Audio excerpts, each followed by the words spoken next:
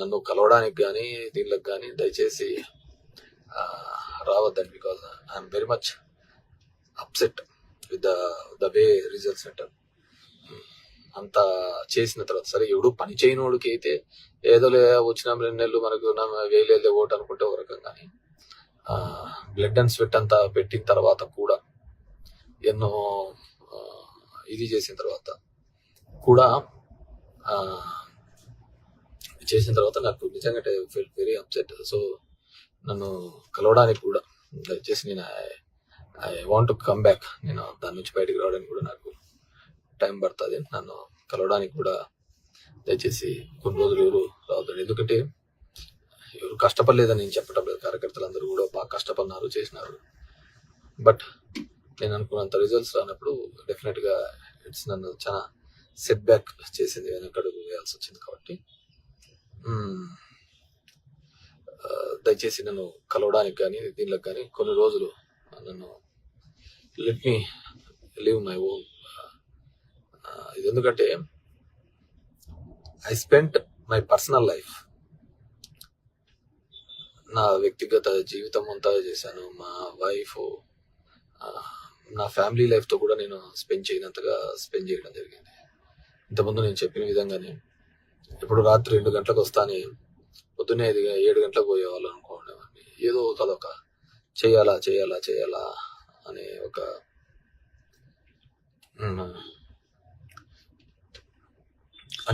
ఒక భావన ఉండేది అనమాట.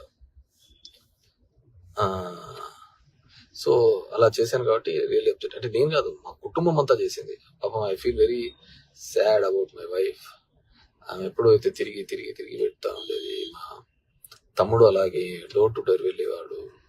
అసలు ఎక్కడైనా ఎవరికైనా ఇబ్బంది ఉందంటే ఎంతో ఫీల్ అయిపోయి డబ్బులు ఇచ్చేది. అసలు ఇల్లు లేదనే వాళ్ళు కానీ, ఒక కష్టం వచ్చిందన్న, ఒక సాయం వచ్చిందన్న అన్నా కానీ వెనకడుగు వేయకుండా సాయం చేసుకుంటూ పోయేవాళ్ళం. సో ఆ విధంగా జరుగుతున్నప్పుడు ఇదన్నమాట. సో డెఫినెట్ గా అందరికీ తెలిసిన విధంగానే సమ్ మ్యానిపులేషన్ అనేది మొదటి నుంచి ఉండేదే.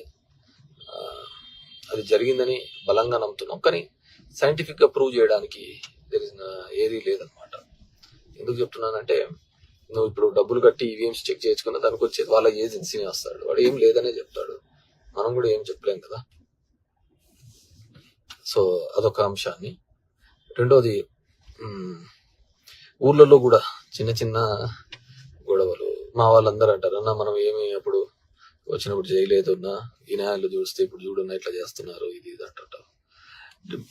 సరే, మన ఆలోచన విధానము వాళ్ళకుండల్లా, వాళ్ళ ఆలోచన విధానము ఆ విధంగా లేకపోవడం వాళ్ళ దురదృష్టం. నేను ఈరోజు నేను విన్నా, ఎవడో ఒక +2 పిల్లోడు ఎప్పుడో క్రికెట్ ఆడుతున్నప్పుడు ఏదో 6లు కొట్టాడంటే, వాడు వాళ్ళ ఇంటి మీదకి పోయి ఈరోజు రారా ఇప్పుడు వచ్చి 6లు కొడుతురా అంటారా అన్నారట. వాడు వైసీపీ లీడర్ పిల్లోడు ఎప్పుడు క్రికెట్ ఆడుతున్నప్పుడు కొట్టాడంట. వాళ్ళ ఇంటి దగ్గరికి పోయి మళ్ళీ ఇప్పుడు రారా ఇప్పుడు వచ్చి 6 కొడతాను భయోందోళన చేసే పద్ధతి. అంటే సచ్ చీప్ ట్రిక్స్. అంటే ప్రతిదీ ఎక్కడికి పోతా అంటే అది మీరు చేసేది అన్ని కూడా ఇది పోతుంటారు కదా. సో ఈ 5 years గా ఎక్కడే గానీ ఒక క్రైమ్ గానీ ఒక ఇది గానీ జరగకుండా మనం అందరికి తోడుగా ఉండాలా, హెల్ప్ గా ఉండాలనే ఒక ఆలోచనతో చేయడం జరిగింది. సరే, ఉంటారు కొంతమంది ఆ విధమైన క్యారెక్టర్స్ తో ఉండే వాళ్ళు ఉంటారు. So be bold and be strong. మన సమస్యను మనమే పరిష్కరించుకోవాలి. మన కోసం దేవుడు వస్తాడో లేకుంటే ఇంకోటి వస్తాడో అనేది ఎక్కడ ఉండదు అనమాట. సో మన సమస్యను మనమే పరిష్కరించుకోవాలనుకున్నప్పుడు మీరందరూ కూడా ఎవరికి వాళ్ళు కూడా గట్టిగా ఉండి అందరూ కూడా కలిసికట్టుగా పనిచేసే విధంగా అందరూ కూడా ప్రయత్నం చేయాలని చెప్పేసి కోరుకుంటాను. నిజంగా డైరెక్ట్ గా వీళ్ళు కూడా సమస్యను చెప్పుకోలేని పరిస్థితులలో వీళ్ళు కూడా ఉన్నారు. ఆ సమస్య రిజాల్వ్ అవుతుంది. ఇప్పుడు నేనున్నాను మా ధర్మవరంలో ల్యాండ్ ఎక్విజిషన్ కోసం, ఫ్లైఓవర్ ల్యాండ్ ఎక్విజిషన్ కోసం ఒక 100 సార్లు తిరిగింటాను. జస్ట్ ఆ డబ్బులు అయిపోతుంది అని చెప్పేసి. ఒక బీటీ రోడ్డు కోసము, గుంతలు పడిన రోడ్డు కోసం అయితే ఒక 40 సార్లు ఫైనాన్స్ సెక్రటరీ దగ్గరికి, రావత్తు వాళ్ళ దగ్గరికి అయితే ఇట్ రియల్లీ లైక్ ఆ ఫైల్ నెంబర్లు వాళ్ళకి పెట్టడము, వాళ్ళు పర్సూ చేయడం. నా ఇంటికి వచ్చేదే జనాలకు సంబంధించినది ఫ్లైఓవర్స్ గవర్నమెంట్ ఆఫ్ ఇండియా నుంచి శాంక్షన్ తెచ్చినాక ల్యాండ్ ఎక్విజిషన్ కి వెళ్ళినా కానీ ఎంటబడి పెడతా అంటే ఏదో వాళ్ళకు ఇది పడతానట్టు పోతా ఉండేది. హోప్ సో ఇప్పుడు డెఫినెట్ గా అయితే వాళ్ళు ఒక ముఖ్యమంత్రికిను ఎమ్మెల్యేలకు ఒక గ్యాప్ ని అయితే క్రియేట్ చేసింది. దానివల్ల ఓడిపోయినాము గెలిచినామని చెప్పడం లేదు, కానీ ఆ రిలేషన్ అయితే చెడగొట్టగలిగినారు వాళ్ళైతే సీఎంలు. వాళ్ళకి ఏముంటుంది చెప్పు పొలిటికల్ గా దీనికి సంబంధించి. సో సో నేను నిన్న రాజా చెప్పిన దాన్ని ఖచ్చితంగా ఏకీభవిస్తా. సో నేను అంత కఠినంగాను ఇది అని చెప్పలేను, కానీ చాలా సందర్భాల్లోనూ కూడా నేను మాట్లాడినాను. నేను అందుకే దాని దగ్గర పోవడం కూడా తగ్గించినాను. నేను చెప్తున్నాను, ఒక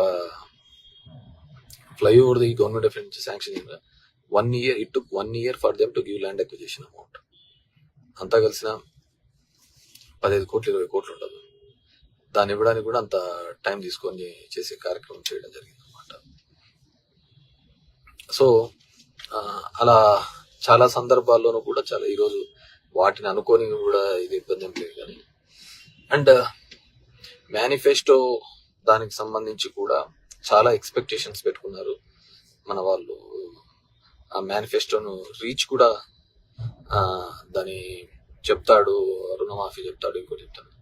సేమ్ ప్లెయిన్ గా నేను ఏదైతే చెప్పగలుగుతానో చేయగలుగుతానో అది మాత్రం చెప్తాను. అంటే హానెస్టీ ఇక్కడ నిజాయితీగా చేద్దాము అనేది.